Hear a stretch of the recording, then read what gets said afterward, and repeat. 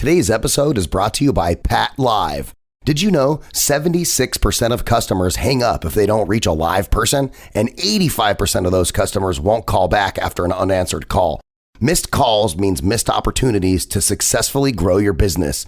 Pat Live offers 24/7 live answering services so you can spend less time on the phone and more time focusing on your business. You know, finding your frequency, listeners, we've got to focus on those businesses. Unlike many other live answering service, they're open 365 days a year.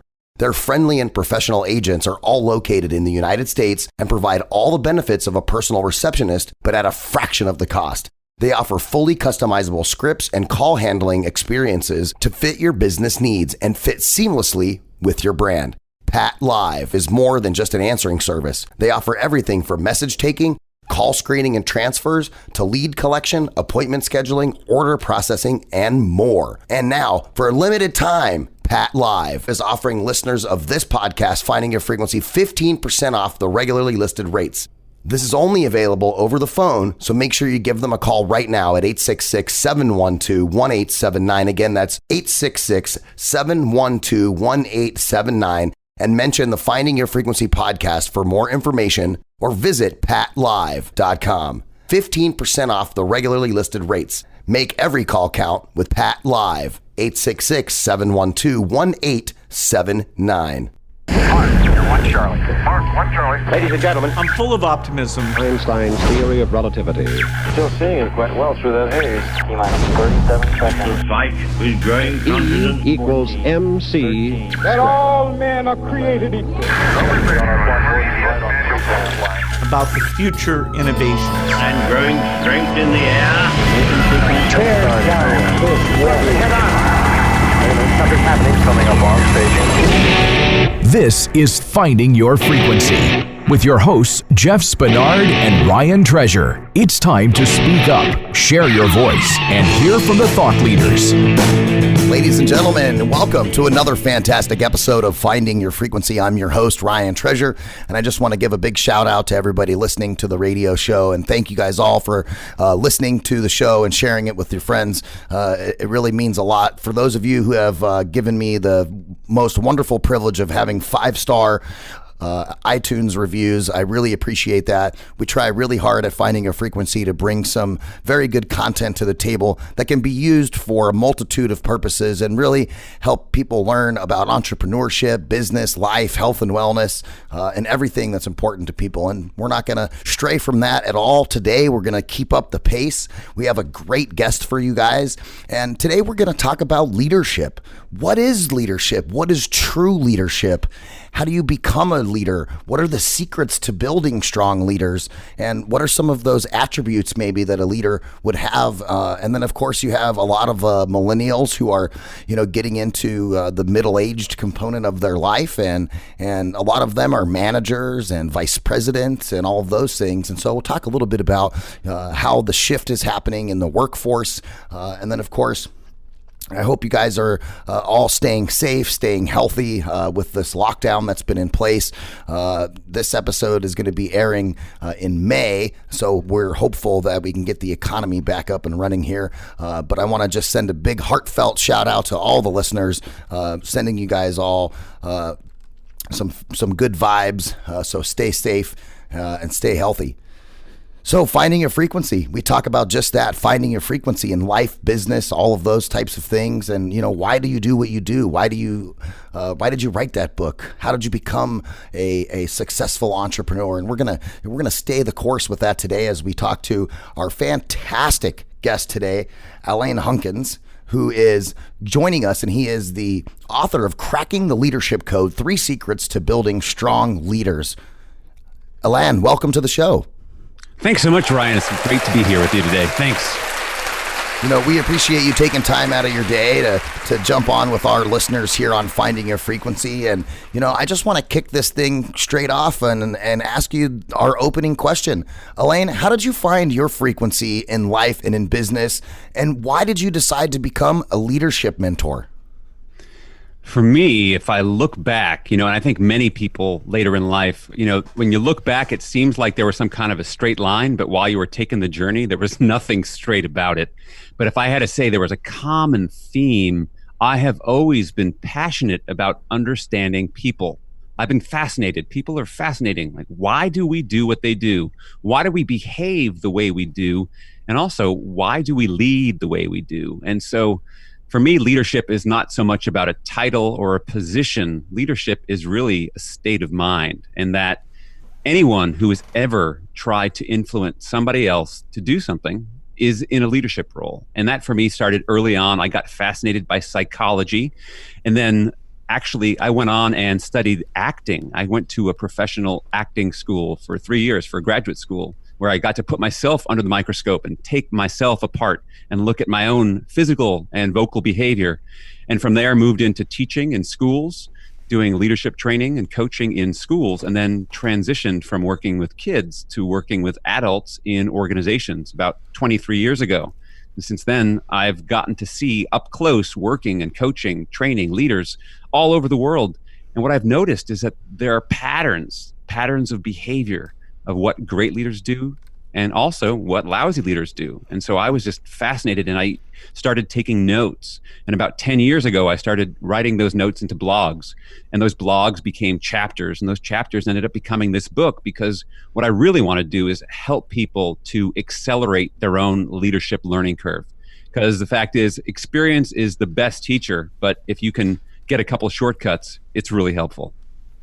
Yeah, it truly is. A lot of people think, athletes are born, they're not made, and I kind of agree and disagree both, right? I think you have to have an athletic pedigree, as well as a lot of learned behavior to become a professional athlete. These are, skills, just like, repeating the same thing over and over again as you practice your craft, whether you're a baseball player, a basketball player, or whatever that is. But, it takes a combination of some God-given talents as well as some things that you learn along the way. But leadership is a little bit different. Everything with leadership is based upon what you learn along the way with your interactions with people.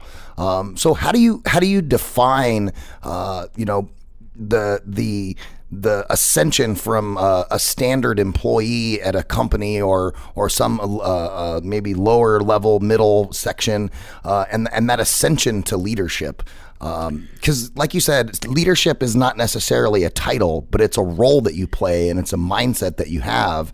And I think a lot of times C-level executives have a hard time, deciding or pinpointing, who could be on a trajectory of leadership within their organizations. You bring up an excellent point, Ryan, which is there's oftentimes a huge stumbling block in organizations around promoting people into formal leadership roles. What tends to happen is someone's really good at what they do. And they think, oh, like that person's a really good salesman. Let's make them the sales manager. Well, selling to a customer and then leading a sales team, those are very different skill sets. Yeah, there's a little bit of overlap in terms of what you're going to be focused on in the content.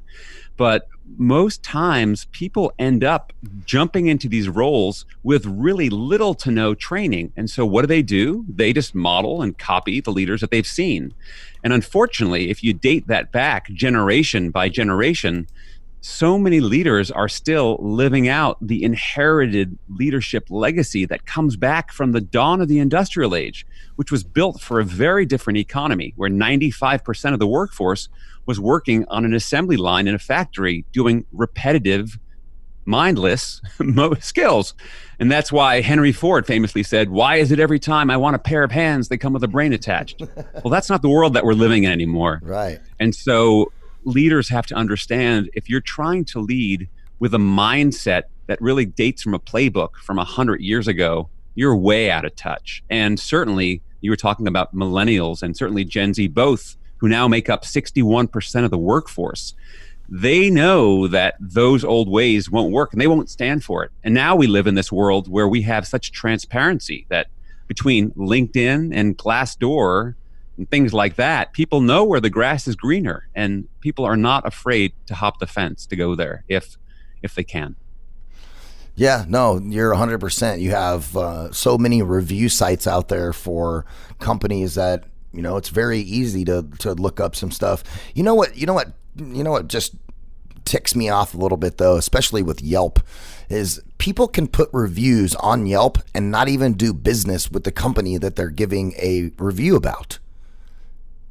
Yeah, and that in which case, how do you know? I mean, this is the whole issue of any of these kind of reviewer sites, and really true of, I mean, this is true internally in organizations with 360 feedback, is if there's a system, people figure out ways to game it. And this is just one of the challenges with this, is how do you know what's legit and what's not? And this is one of the challenges that we have. You know, we have great access with information technology, but it can always be used in slightly sinister ways.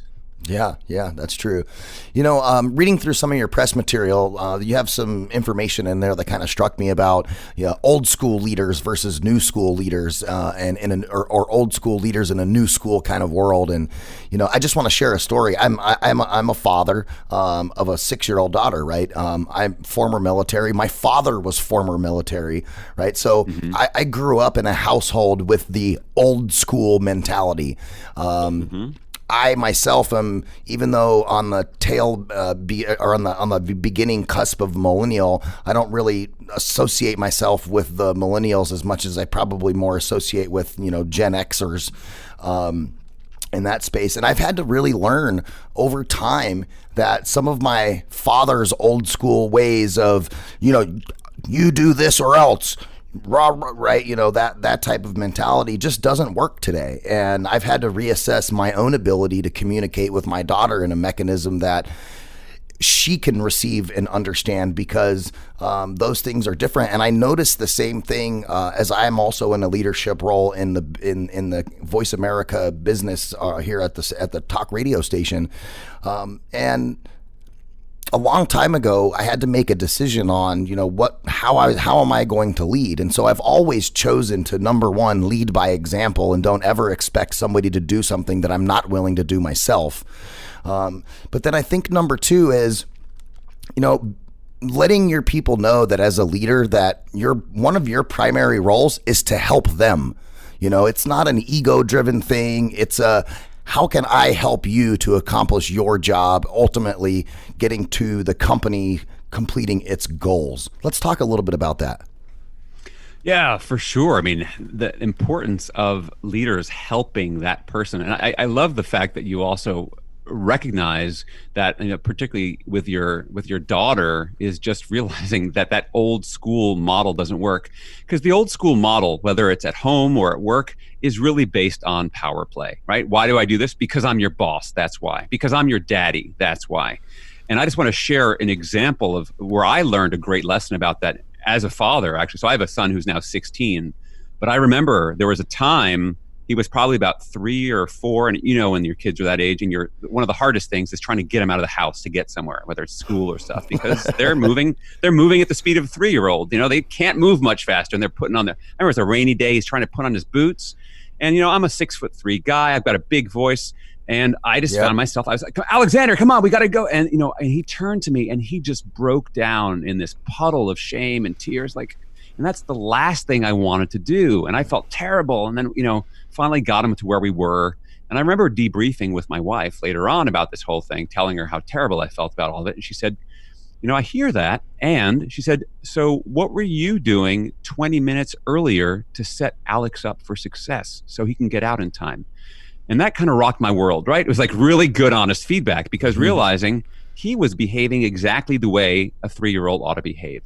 What I didn't do was create the environment, which in this case means putting in lots of extra buffer time, because it's going to take that much time, and helping and coaching along the way. Yeah. Which to me is exactly what you're saying about leaders' role, is to help their people. My job wasn't to command him to get in the car and get his boots on. My job was to help him succeed. And that's a big flip for a lot of people, especially if we've internalized that sense of power.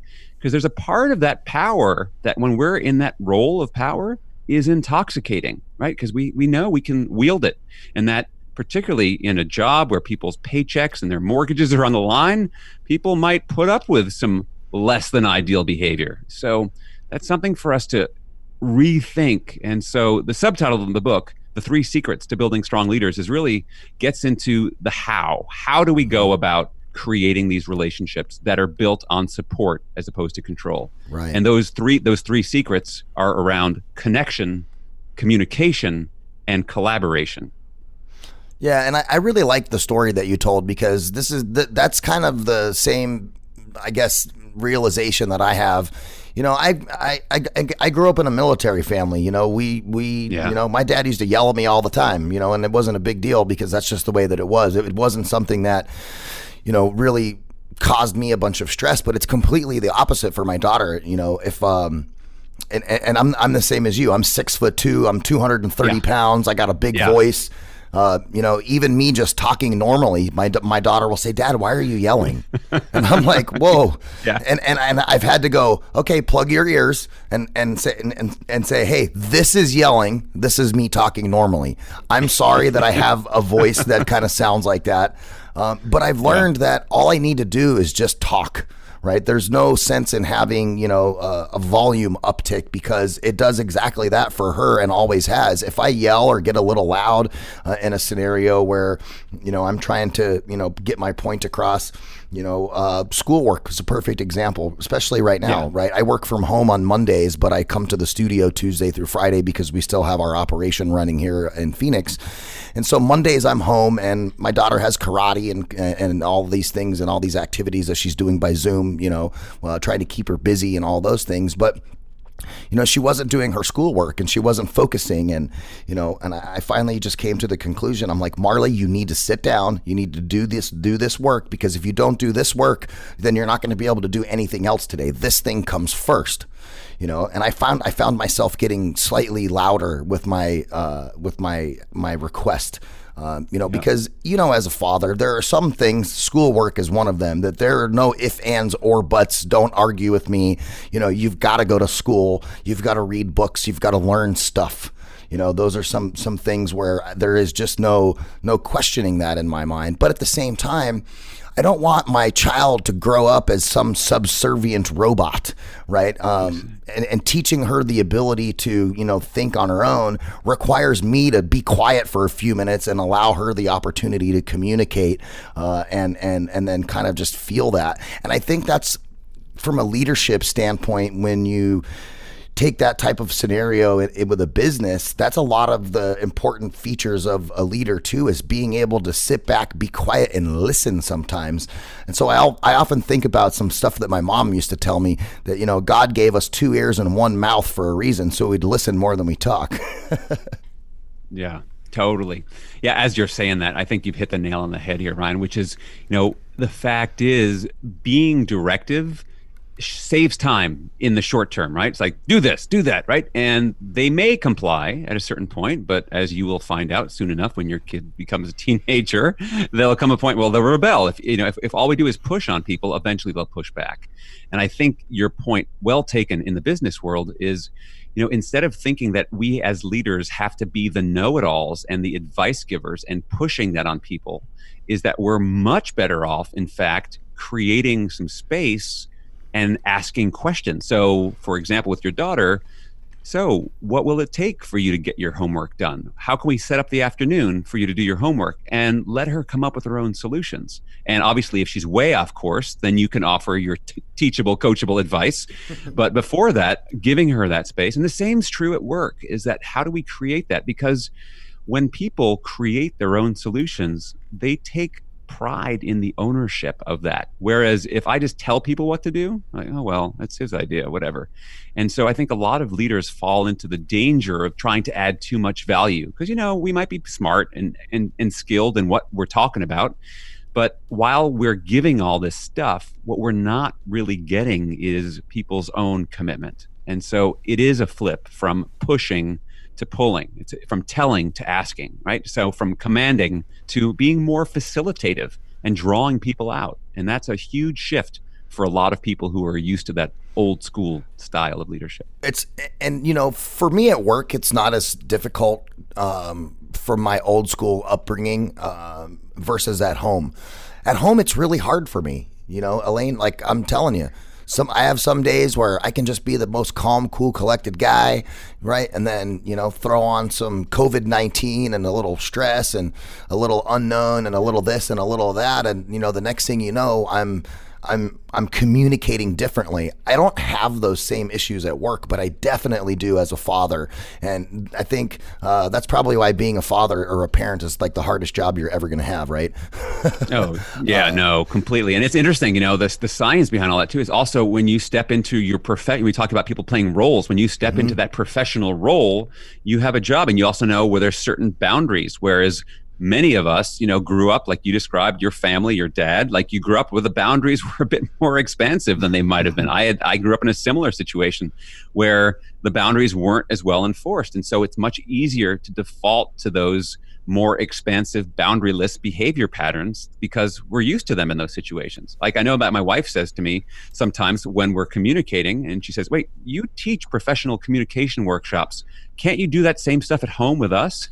It's hard to do it 24/7. Like if I know I'm doing it for an 8-hour day or an 8-hour leadership training session, it's contained and it's much more scripted in some ways. At home, it's a lot harder to do that, to be honest. Yeah, and I agree because I think when you're at home, you're getting things coming at you in real time that sometimes you haven't dealt with before.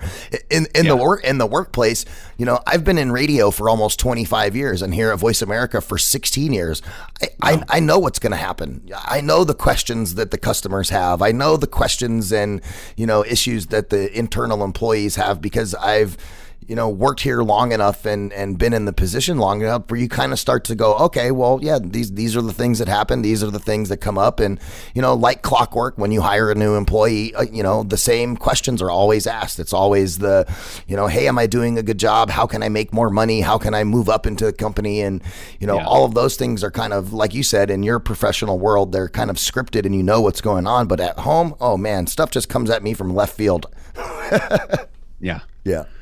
Yeah, exactly. And that's why I think part of the growth and the goal of leadership development is how do we learn to kind of be more grounded in ourselves so that when those things do fly at us, that we're more resilient and able to adapt and deal with them more skillfully. And it's a journey, right? I'm sure that even we can beat ourselves up about not doing it as well at home, but you've probably come a long way in the last 6 years, as I know I have certainly come. So it is a journey. If you're willing to commit to reflecting on your own behavior and taking those hard, honest pieces of feedback, you can grow and change. And that's the beauty of the process.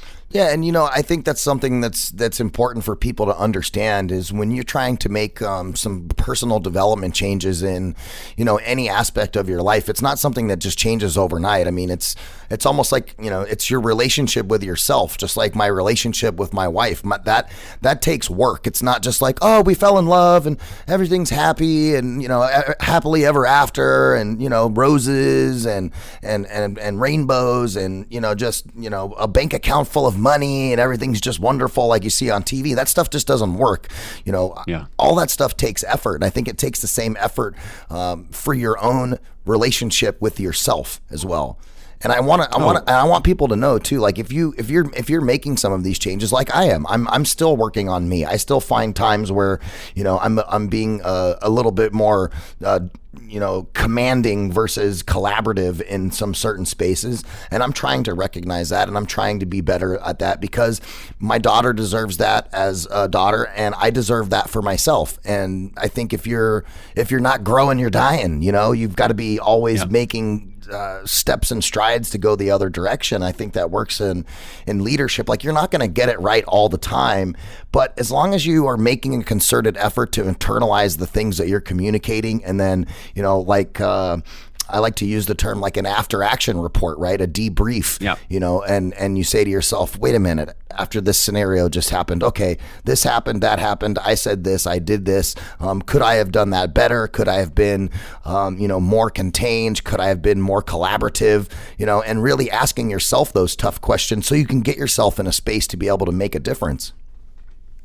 Completely. And I think one of the challenges, of course, is are you willing to ask those tougher questions? Because I think one of the best leadership lessons I learned early on, I had a couple of mentors who shared this with me, is the ability to separate yourself from the work, right? So there's you, the person, and hopefully, you can appreciate yourself unconditionally.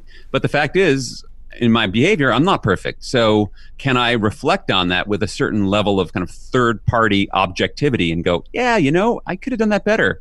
I didn't follow up there. I didn't call them back. I didn't address them by name, right? So there's so many things that we can do. And you touched on something, Ryan, which I think is so undervalued, but so important when it comes to becoming a better and stronger leader, which is the sense of consistency. It's the willingness to do the very unsexy work of practicing the same fundamentals. And so, for example, one of the biggest things that's important for leaders is to become credible, right? And so in the book, I talk about a few different ways you can do that. The simplest and most basic of which is show up on time, right? That's a very practicable skill that you can develop and just make it a priority. If it becomes important, you'll do it. Yeah. And the fact is, showing up on time is the easiest thing in the world for us to measure. When you're here, it sends a very clear message. And when you're late, it sends a very clear message. And so what do you want the message to be? What do you want people to think about you? For me, as a coach and a consultant, I pride myself that people should be able to set their watch to me. Because if I'm supposed to be teaching people about leadership behaviors, I know that the most important thing I can do is model them. So the key with all of these, and don't pick 10 at once, but pick one, like I'm going to show up on time, and then practice that and make it consistent. And eventually it will become a habit. And then you can move on to the next one. And I won't say it'll take 21 days. I mean, that's a whole load of rubbish that came out of some strange study about plastic surgery. We don't know how long habits take. Sometimes they're short, sometimes it can be long, but keep working at them until they become automatic, whatever those might be. Elaine, if it's important to you. I chewed my fingernails for 38 years of my life, right? Yeah. And that, I am like so happy and proud of myself that I'm now like 6 months or 8 months and I haven't done that, right? Like it took me that long to make an adjustment. So the whole 21-day thing is out the window.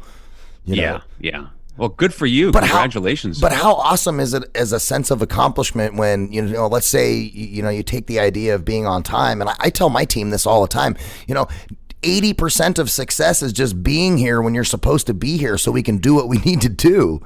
Yeah, totally. It is the most. So I know it sounds so easy, thing. but no, it is. But and it's amazing because I work with high level executives and stuff, and it's amazing how often, and we've all had this, like, oh, you don't understand. They'll say, oh, I had a really important client meeting that ran long, or the traffic from the air. We all have a story, but if it's that important, and I get it. Like, I'm not saying you're going to be perfect all the time, but if your general mode of operation is you're late most of the time, that's really clear what you're saying to people, which is you're not that important to me, that other things are more important. Yeah, and I think as a leader, we have to not only respect the other people's time too. I would die if I asked an employee to, hey, we got a special project we're gonna do.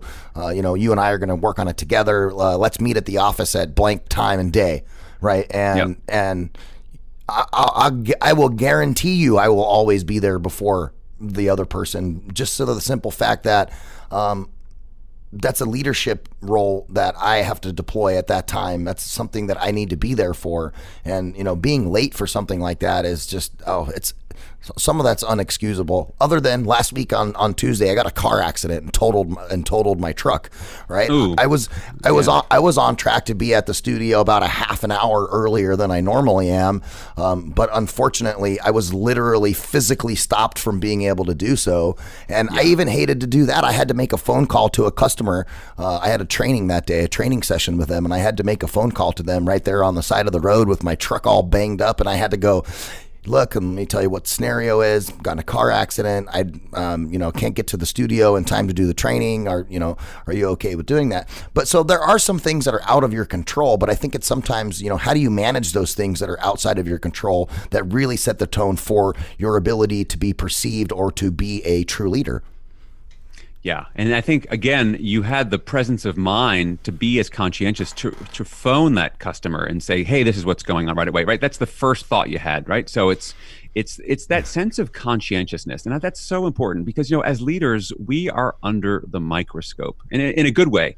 And, it is what it is. And the fact is, and particularly when you're in crisis mode like we are right now, you're even under the microscope even more so. We have to recognize that everything that we do and say sends a message, as well as everything that we don't do and don't say sends a message. So a really great story I heard from a client of mine. I was working with a group of flight attendants in Chicago at a customer service training. And one of the flight attendants had flown into Chicago from Germany for the training. And she was working the flight. She was actually the main flight attendant in the first class cabin. So that's not the business class, but the premium customers. So she's got her job all set. And then who comes in and sits in first class, but actually one of the most senior executives for the airline itself. So we're going down the toilet because this executive sits in his seat and just opens up his laptop, doesn't even say hello to me, doesn't go around and introduce himself to the other first class passengers, which they ask us to do, thanking them for their business and their loyalty, sits there the whole flight, gets off the plane and never even says thank you or makes eye contact with me. And they wonder why this place is going down the tubes. So what that executive was going through, we don't know. We don't know if he was having a bad day, if he was sick, if he had a big project he had to work on. We don't know. But his behavior sent a very clear message, which is, I don't care about you. And that's what that flight attendant took away. So I think we have to realize that even when we don't think we're being watched, we are. And that's a huge lesson that is really useful at any aspect of our lives. Yeah, that's a really good point. If people don't see you, even if they're not in an interaction with you, maybe a person in a leadership role dealing with another employee, other employees watch how you deal with other people, and they have preconceived notions, whether they know what happened during that or not. They're looking at your body language, your posture, your volume, all of those types of things are being reviewed at any one given time, all the time when you're having relationships with other people in the workplace. And I think it's important that, sometimes you have to, set the emotion down and really lead with logic and reason. And I think that, that executive probably could have, at least said hello or done something to show that he was appreciative of the fact that, he was on this flight and there were these people there to assist him in his needs. And, I think a lot of times people don't realize what they're doing until sometimes it's too late. Yeah, no, completely. And I think what you're touching on about just saying hello comes down to me, it's like the basis of leadership, which is about connection. Because I don't care what business you're in, what industry, what expertise you have, we're all in the people business, right? So yeah, you could say you're in radio and broadcasting, but you're dealing with people, as am I, as we all are. And if we think about at its core, what is leadership? It's a relationship between a person who leads and a person who chooses to follow.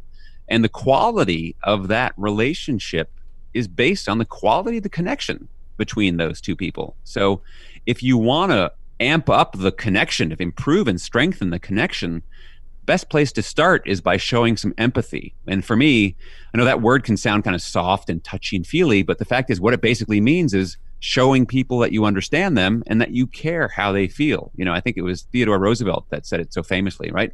People don't care how much you know until they know how much you care. And it's true. It's true for all of us. And it's especially true right now when we're all going through this crazy pandemic as we're dealing with. So, how we show up human to human is exceptionally important because that's where everything else builds off of. If I don't feel safe or trusted, you're not going to get my best work. There's just no way. Actually, scientifically, our brains are not capable of performing at our best unless we're actually feeling at our best. So there's huge, wonderful studies that have shown the relationship between emotions and high performance. Yeah, no, that's a really big point. I mean, emotional intelligence is, a pretty central ingredient for those leaders. You have to be able to, deal with your own emotions, but then also have the wherewithal and understanding and care for the other person and what their emotional status is. And I've been in so many scenarios, and I'm sure that this is something that you can attest to. I think part of being a leader also requires that, that intelligence that you have or that logic that you're using doesn't always work the same way with different people, right? There's different people have different emotional reactions to certain things, and you sometimes have to be a chameleon, so to speak, so that way you can direct your communication to a given person. I like to always go back to like what is your personality code, right? Are you an action taker? Are you one of the, a blueprint person? You got to have everything mapped out. Or are you always like a knowledge person seeking for knowledge? Or are you a nurturer? And so being able to kind of categorize people in those spaces also helps you to identify what are the best ways and methodologies of communicating with them so you can provide good leadership. Yeah, exactly. Because the fact is, what you're touching on here is that, there's a science to all these behaviors, but then the chameleon aspect, that's the art of leadership. And how do you shape shift for each person individually? I write about in the section on collaboration is that what leaders need to understand is that all humans in the workplace have certain needs that need to be addressed. The need for safety. We all need to feel safe. We all want energy. We want to be in an energized work environment. We all have a need to know that what we do matters, so a need for purpose. And we all have a need to be able to take ownership, so we have some freedom and autonomy within our work. Now, while we all have those needs, we all don't have those needs in equal proportions and in different ways. And some things that might suit your need for energy might not get someone else's need for energy. So this is where the art of leadership comes into play. And part of it is, instead of being this like all-seeing, I got to know all this stuff, is actually a really good thing to do, is develop really strong, open working relationships and ask your people what works for them, right? Go figure. Isn't that so much easier than trying to guess? So, that's where communication comes into the mix, so that we have to kind of bridge the gap between connection and collaboration with using really effective communication. Are you having trouble finding hand sanitizer? Well, Spa Treat has you covered. There's no need to go searching high and low. Just visit spatreatofficial.com and place your order on their easy-to-use website. On schedule delivery. One of the great things about this product, Spa Treat Fulfillment Team is working around the clock to provide people hand sanitizer during this time of need and get your order to you as quickly as possible, even faster than Amazon. Spa Treat also has the lowest price of any of its competitors. Spa Treat has 62% alcohol content, and the FDA recommends between 60 to 80 for maximum protection. This one has 62 because it doesn't dry your hands out. I use this stuff every single day. It is fantastic. It's got certified organic extracts with the ingredients in that hand sanitizer that are the highest quality, and they're designed to leave your hands smelling and feeling fresh while protecting you at the same time. The best part, there's no tricky residue left over. None of that sticky stuff. 4 scents available: unscented, tea tree, lavender, and lemon. And best of all, this product right here is made in the good old United States of America. A lot of companies are having trouble dealing with the current demands, so Spa Treat has dedicated themselves to providing a much needed product in the time of crisis. Spa Treat has better prices, faster shipping, and a larger supply than any of their competition. There isn't even a close second. Visit spatreatofficial.com and enter promo code SPA SPA at checkout to receive 5% off your entire order. That's right. Not only are they offering the lowest price available, but they're also offering our listeners a discount. This promo code is exclusive to Voice America, and only our listeners get this discount. Spa Treat and Voice America came together on this sponsorship in order to provide Americans something they could really need right now: peace of mind. Visit spatreatofficial.com and order yours today. That's spatreatofficial.com, and make sure you use the promo code SPA at checkout to receive 5% off your entire order. spatreatofficial.com. Get your awesome hand sanitizer. Oftentimes companies will have a protocol, right? You got a handbook, and in the handbook, the protocol says if X happens, you do Y, or you do ABC, right? One incident equals these number of steps to mitigate that or to complete a project or whatever it is. And I stopped writing those. I just like, I'm done doing this. I'm gonna deal with each person on an individual basis, because for me, I just care about the end result. Right? For me, it's like, we do radio. So the end result are the radio shows high quality? Is the editing done correctly? When all said and done, at the end of the day, when we publish a piece of content, does it fit the standards that we have?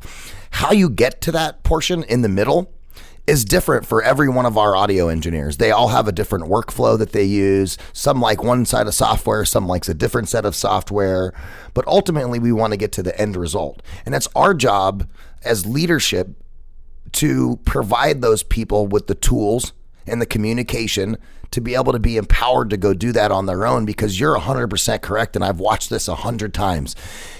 Giving somebody their own power to accomplish a given task or a project in the manner that they see fit gives them a sense of ownership. And there is a huge difference between the quality of work that gets done in those circumstances than if you make everyone adhere to the same protocol constantly. I love what you're saying about that, Ryan, because what you're really focused on is that it becomes a results-oriented work environment. And so you're focusing on the ends as opposed to the means. In fact, you remind me of a funny story around that, because we can process everything to the point of ridiculousness. And I get the idea. We're trying to create some consistency of experience for our customers potentially. So funny story. So I'm working down at one of the Disney properties. I was doing at a conference, and I was on one of the Disney hotels.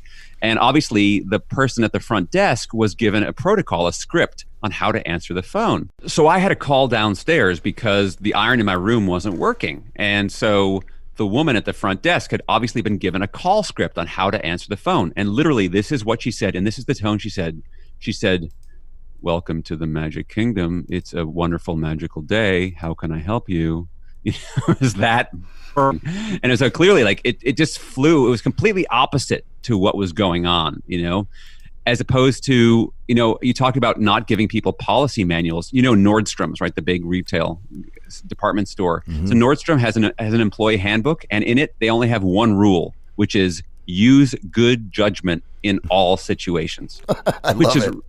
That's it, right? That's what we're talking about here. Is the idea is that you're human, you know what people want, figure it out. The fact is, using good judgment in all situations can never be outsourced or put on AI or put into an algorithm, right? That is the essence of human to human contact. And if 100%. You can remember that, that is going to impact your ability to grow and develop.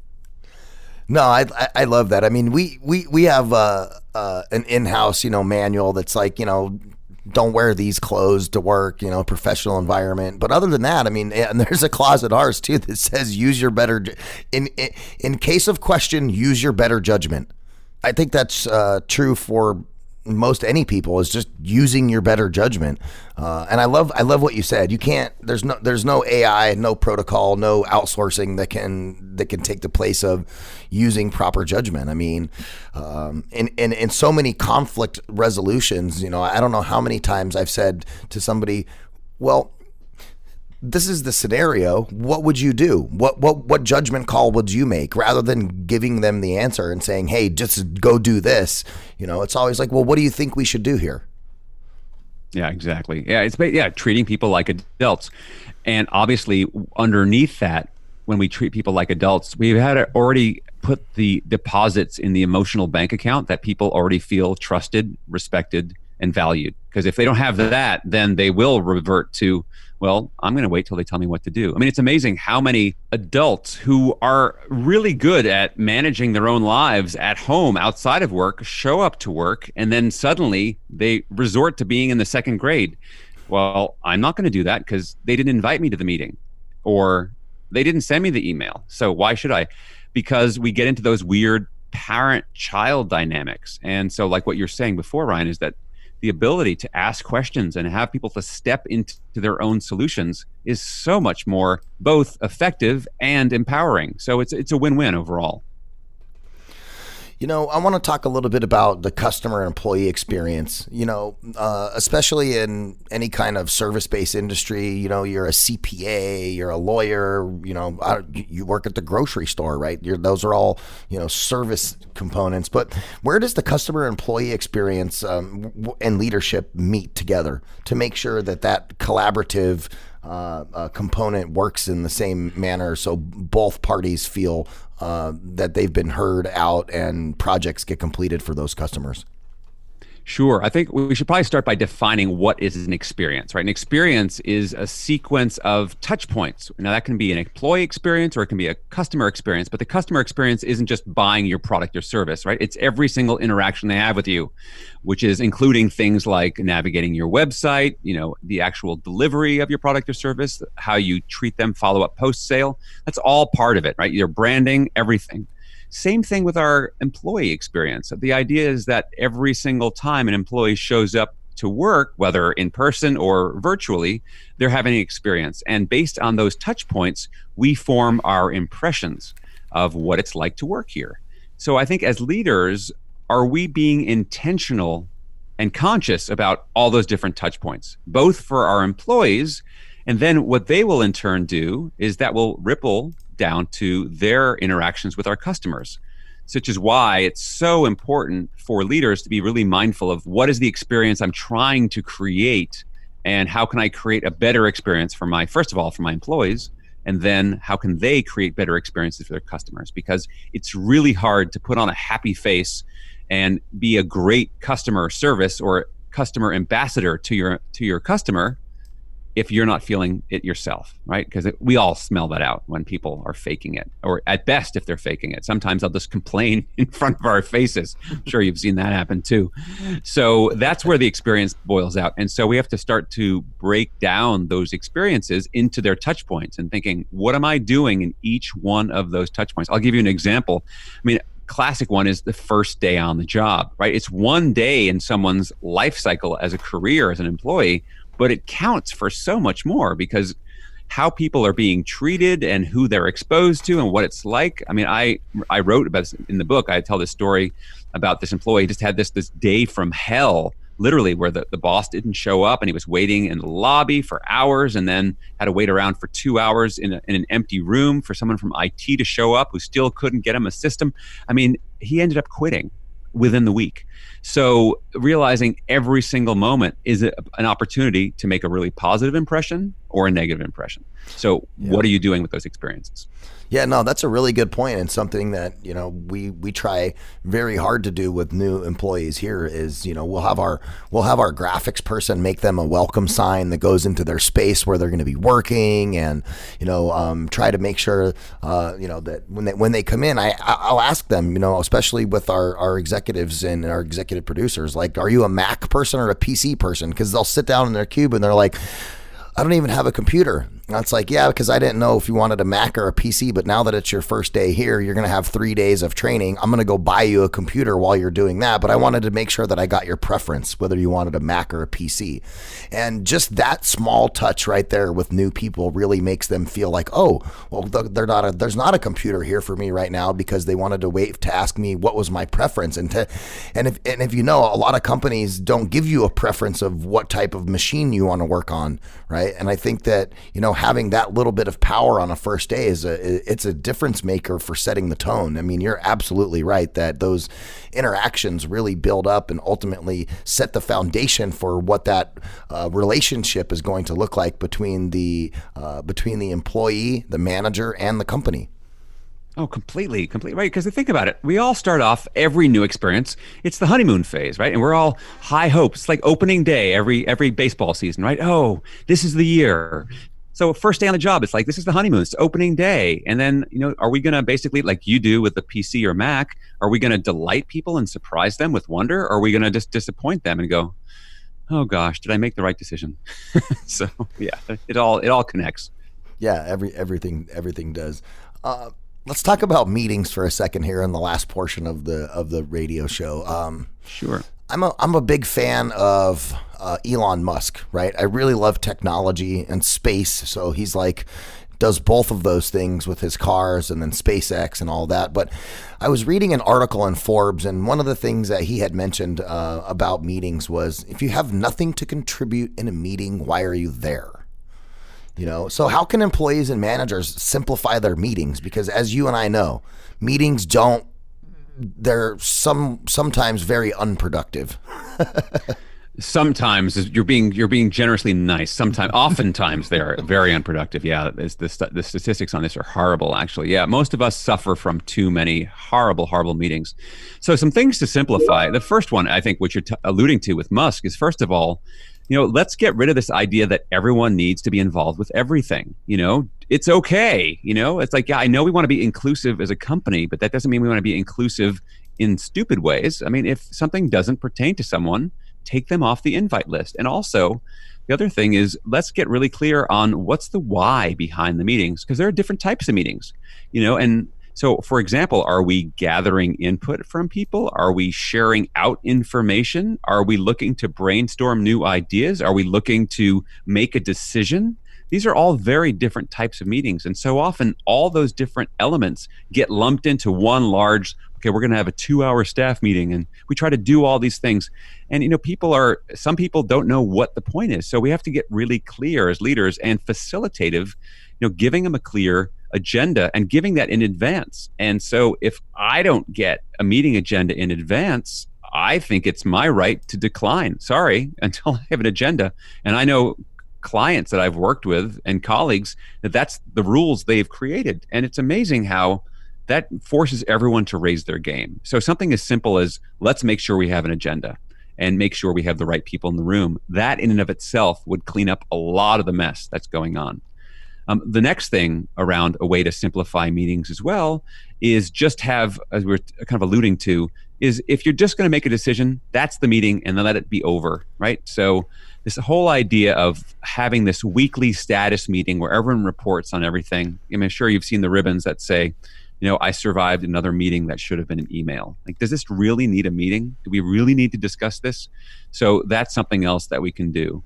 So just trying to strip things down and streamline them. And also realizing that sometimes if you're the leader of a team and you're having meetings, it may not be smart for you to facilitate because you might have too much investment in the topic. So start assigning roles. Let's have a facilitator to keep us on track. Let's have a timekeeper. Let's have a scribe.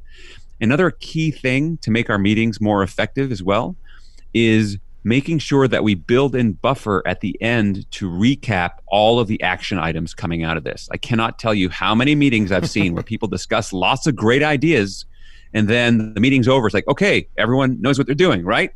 Right. So of course the meeting's over, and then you have what we call those meetings after the meetings. We're like, what did Ryan say he's doing? Because I didn't catch. Right. So we want to make sure we capture all that as well. So those are just some simple tools that you can go into to make your meetings streamlined and more effective. So Elaine, let's do this. I'm going to give you an example of how I would have a meeting with my team, and you tell me, what we're doing right and what we're doing wrong. Right? I manage multiple departments. Okay, so when I manage multiple departments, I do have a standing meeting with the people who lead those departments once a week. Right? I work with our graphics team, customer service, and our engineering department. Those are 3 operation components that I manage, and so there's 3 people in my meetings: the graphics person, the customer service person, and the engineering head, right? And so we have discussions on, okay, here are the things. I have a list of stuff that I've put together over the years that are touch points, and it's like, okay, hey, customer service, what's going on in your world, right? And I allow them to kind of just tell me what's going on, and then I have my list of things that I would like to know as a leader, as a manager, to make sure things are getting done appropriately. But it's like, okay, customer service, how are things going? Yep, okay, they're great, they're not great. Here's some, and I'll ask a question. So can you, what was a challenge that you dealt with last week that you were able to easily overcome? And then is there any challenges that you have that you weren't able to overcome by yourself? Right. And the question is the same for almost every person, because regardless of, what they're doing, every person has a challenge that they overcame. And then everybody may have a challenge that they struggled with and might need some guidance on. And so really focusing on those aspects. And then at the very end, I have an open discussion with the team where that's exactly what we talk about. We talk about what are the action items that comes out of it, right? That person A is going to do A, B, and C, person B is going to do A, B, and C, and person C is going to do A, B, and C, and person 4, me, leader person, what am I going to do to facilitate those being able to be completed? Done. And we do it in less than an hour every week. That sounds terrific. A lot of things you're doing well there, sounds like. So can I give you some feedback on that? What I hear is pluses and potential opportunities for improvement? Absolutely. Okay. So first of all, I love the fact that your meetings are 4 people. I mean, sometimes, really optimal size, no more than 8 to 9 people tops, because, 20 people, it's too unwieldy. So dividing into subgroups. So first of all, you're doing that great. The next thing too, is it sounds like you've created some trust amongst your team, whereas you can ask them these questions of what's working well, what are some challenges, where people are giving you some honest dialogue, right? And they feel comfortable sharing that with each other. I also want to just do a probing question within that is, so Ryan, within that, when people are sharing like customer service, they're sharing what's going on. Do you find that what they share is applicable to your other two department heads? Yes, because they're also dealing with the same customers in some way, shape, or form. Yeah. So that's another thing. Is the fact is they can have this kind of honest, candid stuff, because I can imagine what ends up happening in that dialogue is that there's things that overlap and bleed into each other. So you're able to do that well as well. And I love the fact that you're also doing those action items toward the end. Another question for you. I don't know if you're doing this now, but when you start these meetings, do you, because this ends up becoming your kind of leadership team of these 4 people, do you have a kind of, we'll call it a rallying cry or a single unified purpose of like, do they know what the kind of bigger picture mission of how each of the 3, and then with you, the 4, all 4 of you contribute to the one larger goal? Do you overtly state that to them at the start of the meetings? I don't think I overtly probably state at every meeting, but there are some times where, I will talk about, how customer service interacts and the importance of that and the trickle down effect of customer service to the graphics department, right? Because graphics department takes inbound requests or customer service takes inbound requests that are then fulfilled by the graphics department. And so in some cases, they're working with the same person. So, overtly and furthermore, so the answer is most of the time I could probably do it better. Yeah. And so what you bring up a good point, which is what happens in work is we get into the weeds, right? We get into the details of what we're working on, and we're really good at problem solving and analysis. But what leaders could be better at is synthesis. It's like stepping back and showing people how all the different parts connect. Because at the end of the day, whether you're in graphics or you're in customer service or operations, we're all together. And that ultimately, how do we see how all the different parts intersect, and reminding people of that on a regular basis, much in the same way as you couldn't get away with telling your wife, I said I love you on the wedding day. I hope you remember. Like we have to remind people on a regular basis of what our big picture mission is. And even if it's once a week, 7 days has gone by. So that way people can see and align the different functional areas, because ultimately the functions aren't nearly as important as the overall team. They're all supporting characters to the larger whole, which is the operation of the entire station. Well said. I love it. Elaine Hunkins, thank you so much for joining us. And I want to remind everybody to please go pick up the book, Cracking the Leadership Code, 3 Secrets to Building Strong Leaders. I'm sure you can find it on Amazon. Everything's on Amazon, right, nowadays? I mean, everything is there. Except for hand sanitizer and Lysol. That's... Exactly. Yeah. So you can find it there. And certainly if you want to learn more about it, you can go to its own website, which is www.crackingtheleadershipcode.com. And while you're there, you can actually download the first chapter and check it out. Wonderful. Again, thank you so much for joining us on Finding Your Frequency. I'm your host, Ryan Treasure. You guys make sure you like and share this. Give us 5 stars, because 5 stars is way better than 4. And I think Elaine and myself, we deserve it. I think this was a great show. Again, thank you for joining us on the episode. Guys, make sure you go check out the website, findingyourfrequency.net. And of course, you can follow us on Twitter at Radio Ryan1, at Voice America TRN. And you can also go find us on Facebook at Finding Your Frequency Net, which is the page for the show. Make sure you follow us there. Great information, blog articles about leadership and business, entrepreneurship, and some cool books that we're all reading also there for you guys to take a look at. Thanks again for joining us right here on Finding Your Frequency on the Voice America Talk Radio Network.